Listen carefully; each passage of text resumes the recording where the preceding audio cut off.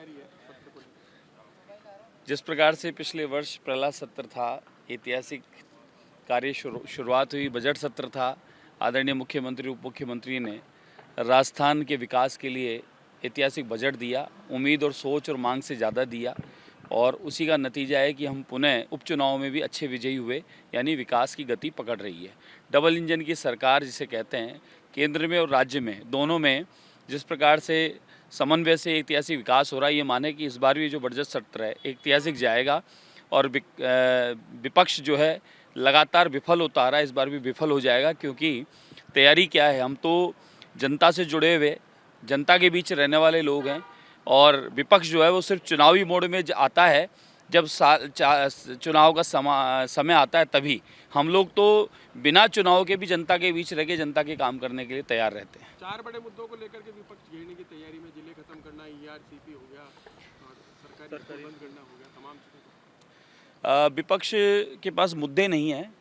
जिन मुद्दों पे चर्चा की आवश्यकता नहीं है उन चर्चाओं करना चाहते हैं। आपने बंदरबाट कर दी बिना आवश्यकता के, बिना प्लानिंग के, बिना आपके बजट के, बिना प्रशासन की व्यवस्था के आपने कुछ भी घोषणा कर दी, तो वो चुनावी घोषणा थी, ये जनता को भी पता है।